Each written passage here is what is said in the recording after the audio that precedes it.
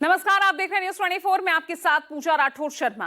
बिहार में अपराधी बेखौफ हैं, जिसका सबूत कल पटना में पारस हॉस्पिटल में घुसकर दुर्दांत अपराधी चंदन मिश्रा की हत्या कर अपराधियों ने ही दिया और पुलिस प्रशासन को खुली चुनौती दे दी। बिहार में अपराध का ग्राफ तेजी से बढ़ रहा है, लेकिन सूबे के डीजीपी इससे इत्तेफाक नहीं रखते। फिलहाल चंदन की हत्या के सभी आरोपी फरार हैं, लेकिन पुलिस उनकी पहचान करने और जल्द गिरफ्तारी का दावा कर रही है। यह रिपोर्ट देखिएगा।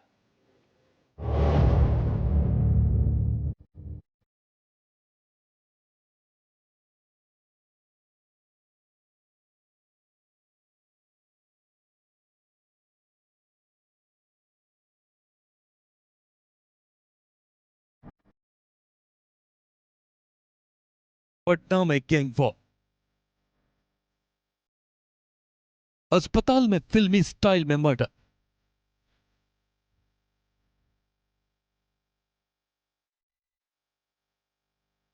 और दुर्दांत अपराधी चंदन मिश्रा का खेल खत्म। सीसीटीवी के फुटेज में वक्त 7:25 हो रहा था।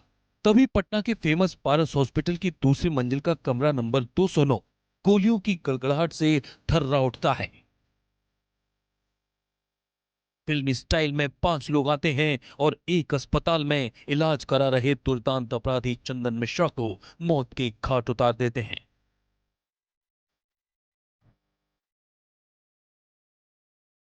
देखिए, 60 सेकंड का ये वीडियो शुरू होता है तो अस्पताल की दूसरी मंजिल की गैलरी में 5 लोग दिखाई देते हैं। 4 ने टोपी पहनी हुई है, जबकि जो सबसे आगे है उसने टोपी नहीं पहनी। किसी का चेहरा भी ढका हुआ नहीं है। ये पांचों रूम नंबर 209 की तरफ बढ़ रहे हैं। गेट के नजदीक पहुंचते ही सबसे पहले सबसे आगे चल रहा शख्स अपनी कमर पर हाथ ले जाता है और अपनी पिस्टल निकालकर लोड कर लेता है। इसे देखकर दूसरे बदमाश भी अपनी पिस्टल लोड करते हैं। कमरे में घुसने से पहले ये शख्स गेट पर लगे शीशे से अंदर की तरफ झांकता है। इसके बाद ये पांचों एक एक कर रूम में एंट्री करते हैं और तांडव मचाना शुरू कर देते हैं।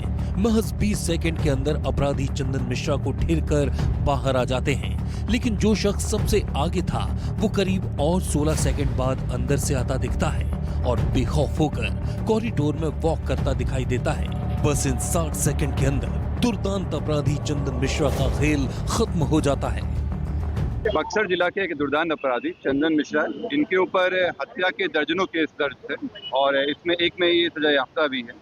इनका इतने दुर्दांत अपराधी थे कि इनको यहाँ बक्सर से भागलपुर जेल ट्रांसफर किया गया था और ये इनके जो संभवतः जो विरोधी गुट वाले थे उनके द्वारा यहाँ आके इनको गोली मारी गई है। कई गोलियां लगी हैं इनको। जाहिर है पटना में हुई इस गैंग वार ने पुलिस को खुली चुनौती दी है। मानो कह रहे हो कि हम तो ऐसे ही मारेंगे, रोक सको तो रोक लो। दूसरी तरफ पुलिस ने भी तेजी से एक्शन लेते हुए अस्पताल में हुए इस शूटआउट में शामिल बदमाशों की पहचान कर ली है। पुलिस के मुताबिक वीडियो में जो शख्स सबसे पहले रूम नंबर 209 में एंट्री करता दिख रहा है वो पटना के फुलवारी शरीफ का कुख्यात बदमाश तौसीफ रजा उर्फ बादशाह है।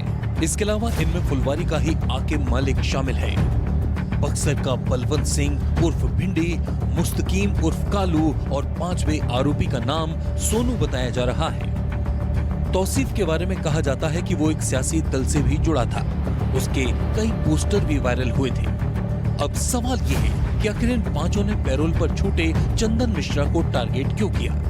बदमाशों ने चंदन की हत्या के लिए सुबह का ही वक्त क्यों चुना? तो सबसे पहले दूसरे सवाल का जवाब सुन लीजिए। दरअसल शूटरों ने कत्ल का वक्त पूरी प्लानिंग के साथ चुना था। अस्पताल में सुबह 7 बजे गार्ड्स की शिफ्ट चेंज होती है। इसके अलावा ओपीडी भी 8 बजे के बाद शुरू होती है। मतलब 8 बजे तक अस्पताल में अमूमन सन्नाटा ही पसरा रहता है। इसलिए अस्पताल में घुसकर किसी को मारना इनके लिए आसान था, जिसे इन्होंने अंजाम भी दिया। वहीं अब इस मामले में एक चौंकाने वाली बात भी सामने आ रही है। दावा किया जा रहा है कि इस गैंग वॉर को अंजाम देने वाला कोई और नहीं बल्कि बक्सर जिले का कुख्यात अपराधी शेरू सिंह है, जो फिलहाल पश्चिम बंगाल के पुरुलिया जेल में बंद है। पुलिस के मुताबिक चंदन मिश्रा और शेरू सिंह कभी हमकदम रहे हैं। दोनों ने अपराध की दुनिया में साथ कदम रखा था, लेकिन समय के साथ इनके रास्ते अलग हो गए और इसकी शुरुआत हुई बक्सर कोर्ट में पेशी के दौरान एक जवान पर गोली चलाने की वारदात से। दरअसल ये दोनों जवान पर गोली चलाकर भागने की कोशिश कर रहे थे। इसी दौरान चंदन पकड़ा गया था। हालांकि बाद में शेरू को भी पुलिस ने गिरफ्तार कर लिया था। जेल में शेरू ने अपना दूसरा गिरोह बना लिया और उसकी चंदन से दूरी बनती चली गई, जो धीरे धीरे दुश्मनी में तब्दील हो गई और दोनों के बीच वर्चस्व की जंग आखिरकार आज पटना के पारस अस्पताल में चंदन की हत्या के साथ खत्म हुई।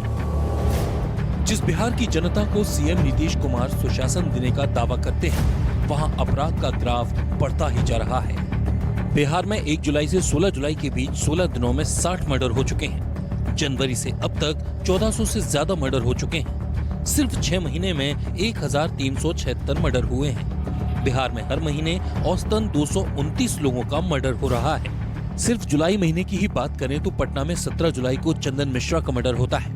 13 जुलाई को वकील जितेंद्र मेहता का मर्डर होता है। 12 जुलाई को व्यापारी विक्रम झा की हत्या की जाती है। 11 जुलाई को बालू व्यापारी रमाकांत यादव की हत्या होती है। 4 जुलाई को बड़े कारोबारी गोपाल खेमका का मर्डर होता है। अब आंकड़ों को सही माने या सूबे के पुलिस महानिदेशक विनय कुमार के दावे को, जो इन आरोपों को सिरे से खारिज कर रहे हैं और दावा कर रहे हैं कि पिछले साल की तुलना में बिहार में अपराध में कमी आई है। डीजीपी साहब का मानना है कि हत्या की घटनाओं को पूरी तरह रोकना नामुमकिन है, क्योंकि ज्यादातर हत्याएं पारिवारिक या रंजिशन अंजाम दी जाती हैं। हालांकि पारस हॉस्पिटल में हुई गोलीबारी की वारदात को उन्होंने गंभीर बताया और जल्द बदमाशों की गिरफ्तारी का दावा भी किया। जितनी सारी हत्याएं यहाँ पे जो आप देख रहे हैं, उसमें कोई भी ऐसी हत्या नहीं है जिसको पुलिस निवारित कर सकती है, रोक सकती है। लेकिन जब हत्या हो जाती है उसके बाद पुलिस की जिम्मेवारी है अपराधी को पकड़ना, केस को उद्भेदित करना, चार्जशीट करना और उसका ट्रायल इंश्योर। अभी हमारा प्रयास चल रहा है कि जल्द से जल्द पर्याप्त संख्या में फास्ट ट्रैक कोर्ट गठित हो और ऐसे कांडों को फास्ट ट्रैक कोर्ट में ट्रायल में लेकर के जल्द से जल्द अपराधियों को सजा सुनाया जा सके। सिर्फ यही नहीं, डीजीपी ने एडीजी कुंदन कृष्णन के उस बयान का भी समर्थन किया जिसमें उन्होंने कहा था कि अपराधों में मौसम का भी असर पड़ता है। पहले आपको एडीजी कुंदन कृष्णन का वो बयान सुनाते हैं। मई जून में ज्यादा मर्डर होते आई है वर्षों से। अप्रैल मई जून जब तक बरसात नहीं होती है ये सिलसिला जारी रहता है, क्योंकि ज्यादातर किसान को कोई काम नहीं रहता है। एक बरसात होने के बाद लोग कृषक समाज के लोग व्यस्त हो जाते हैं और घटनाएं घटती है। आंकड़ों के हिसाब से पिछले साल से भी अब तुलना कीजिएगा इस साल, तो हत्या की घटनाओं में कमी आई है। मई जून जुलाई में अधिक हत्याएं होती है। इसका कारण ये होता है कि मई जून जुलाई में एग्रीकल्चरल सीजन नहीं रहता है। इस बार जनवरी में 7 हुई है, पिछले साल जुलाई में 49 हुआ था, 7 गुना हत्या हुई थी जुलाई में।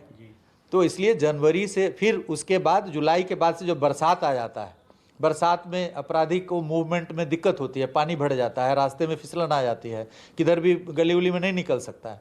इसलिए अपराध जब बारिश हो जाता है उसके बाद फिर घटने लगता है। अब बिहार के डीजीपी साहब भले ही जो भी दावा करें, लेकिन हकीकत सबके सामने है। बिहार में जनता दहशत में है, अपराधी बेखौफ हैं और पुलिस को खुली चुनौती दे रहे हैं। पटना से न्यूज़ 24 के लिए अमिताभ ओझा की रिपोर्ट।